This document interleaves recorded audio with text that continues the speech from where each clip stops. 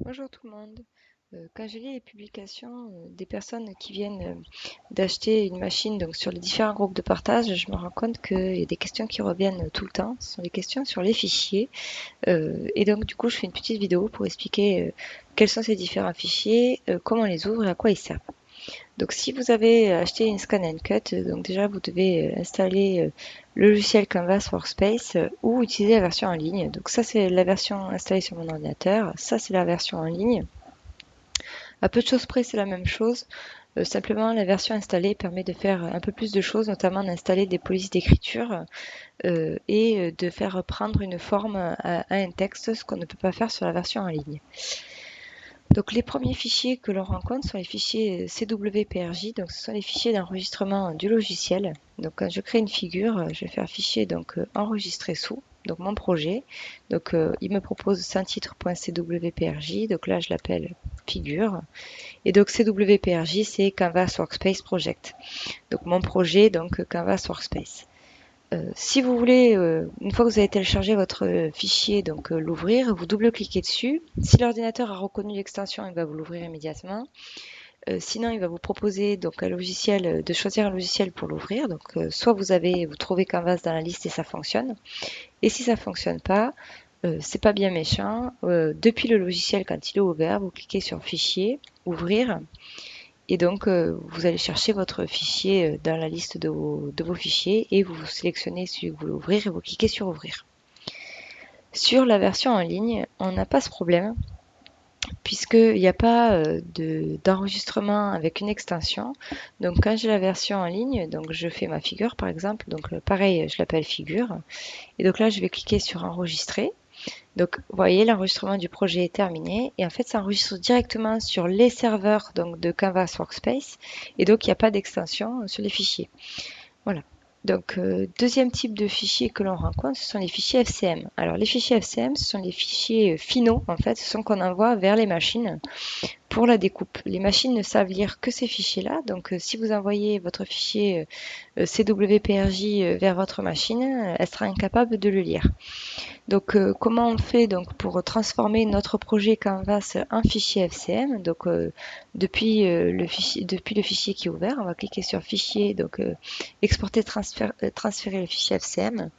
Donc, il propose soit d'exporter, donc ça c'est vers l'ordinateur, ça c'est par Internet, et ça c'est avec un câble USB si vous avez le câble branché entre la machine et l'ordinateur.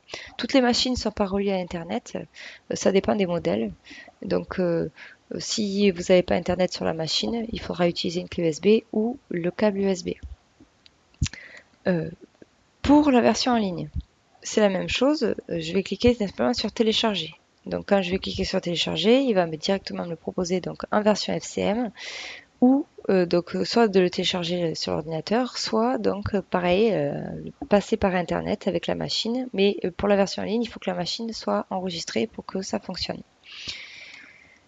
Ces fichiers FCM, il faut faire attention, il ne faut pas que les noms contiennent d'accent. D'ailleurs, vous allez voir que sur la version en ligne, si j'essaye de mettre un accent, vous voyez ce qui s'est passé, ça me dit le texte saisi ne peut être utilisé. Parce que si on a un accent dans le nom d'un fichier, sur la machine, ça s'ouvrira pas. Par contre, méfiez-vous parce que la version ici installée vous empêche pas de mettre un accent. Vous allez voir, hop, voilà, j'ai enregistré figuré, donc ça fonctionne. Le problème, c'est qu'après, si vous transférez sur la machine ne l'ouvrira pas. Et pour les clés USB, c'est la même chose. Si vos dossiers, si vous avez classé par exemple vos fichiers dans des dossiers par thème, enfin peu importe, et que vous avez des noms de dossiers qui contiennent des accents, le dossier n'apparaîtra pas sur votre clé USB. Tout le reste apparaîtra, mais les dossiers avec des accents n'apparaîtront pas. Alors pour le nom de la clé USB, alors là je ne sais pas si déjà c'est possible de nommer une clé USB avec un accent, mais si c'est possible, ça risque peut-être aussi de coincer avec la machine. Mais ça je sais pas puisque bon ma clé USB il n'y a pas d'accent dessus et j'ai pas testé, j'ai pas renommé ma clé pour tester. Voilà, sachez que si votre clé elle n'est pas détectée, c'est peut-être là de là que ça vient. Après, si elle n'est pas détectée et que vous n'avez pas d'accent dans le nom, ça peut être peut-être un problème de formatage de la clé. Voilà. Donc, je pense que c'est pour les fichiers FCM, donc pour les enregistrer, ça va être de cette procédure-là. Et à l'inverse, si vous téléchargez un fichier FCM sur les groupes de partage et que vous voulez l'ouvrir, vous pouvez pas double-cliquer dessus puisque il n'y a pas de lien entre le logiciel en fait et les fichiers FCM. Donc du coup, vos fichiers FCM, c'est différent. Il faudra cliquer sur cette icône-là, SVG. Voilà. Et donc, je cherche, par exemple, vous voyez, vous avez boucle d'oreille hibou. Donc, hop, je double-clique dessus. Et donc, ça m'ouvre, c'était un ancien fichier FCM que j'ai fait. Donc, ça ouvre directement donc, sur le logiciel. Sur la version en ligne, c'est le même principe. Vous cliquez sur cette icône-là. Donc, ensuite, sur choisir le fichier. Euh, donc là, je vais faire le même. Hop, OK. Et donc, ça m'ouvre mon fichier FCM. Voilà. Si vous essayez de double-cliquer dessus, ça marchera pas. Les derniers fichiers que l'on voit, il y en a moins, mais ça arrive aussi, ce sont les fichiers SVG. Alors, qu'est-ce que c'est qu'un fichier SVG? C'est une image qui est vectorisée. Il faut savoir que ça suffit pas de juste mettre une image sur le logiciel pour que la machine découpe. La machine, elle a besoin de savoir où passer sa lame pour découper. Et donc, c'est pour ça que tout est vectorisé. Donc, je vous montre ce que ça veut dire. Par exemple, quand je double-clique ici, vous voyez, j'ai mes 3 points ici qui s'affichent. Donc c'est ça la vectorisation, c'est la figure qui va être retracée point par point. Alors pour des figures très simples, comme un triangle ici, il y a peu de points.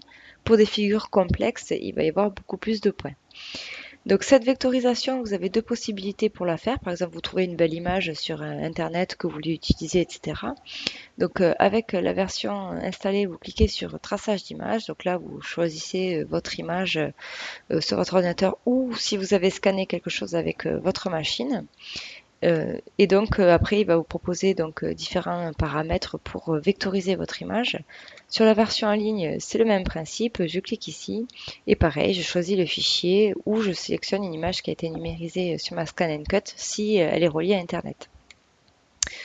Donc cette vectorisation, par contre, avec Canvas, elle n'est pas de très bonne qualité. Donc, si c'est une figure très simple, ça passe, mais si c'est une figure un peu compliquée, c'est une image un peu compliquée, le logiciel browser, le logiciel Canvas a tendance à enlever pas mal de détails. Donc moi, j'utilise Inkscape, voilà. Ça fournit quand même des vectorisations qui sont de bonne qualité et il y a beaucoup de possibilités de vectorisation, mais je ne vais pas rentrer dans les détails parce que ça peut faire l'objet d'un autre tutoriel. Mais tout simplement, quand je vais enregistrer sous, vous voyez, ça me propose automatiquement le format SVG. Alors, il y a d'autres formats de sortie, d'accord? Mais nous, avec le logiciel Canvas, on peut ouvrir SVG, donc ça pose pas de problème. Voilà. Euh, Ces fichiers SVG, donc pour les charger, c'est le même principe que pour le FCM. Vous cliquez tout simplement sur cette icône-là et au lieu de choisir un fichier FCM, vous choisissez un fichier SVG et pareil ici, vous cliquez sur cette icône et vous cherchez. Vous voyez, ça peut me charger plusieurs types de fichiers. D'accord? Et donc, vous choisissez votre fichier SVG. Mais dans tous les cas, vous ne pouvez pas envoyer le SVG vers la machine parce que ça ne sera pas reconnu de la même manière que pour les projets Canvas. Voilà. Donc, j'espère que c'était clair. Si vous avez des questions ou des commentaires, n'hésitez pas à les mettre. Et puis voilà, si vous avez envie d'avoir plus d'informations sur tel ou tel autre point, n'hésitez pas à me le dire aussi. Bonne soirée!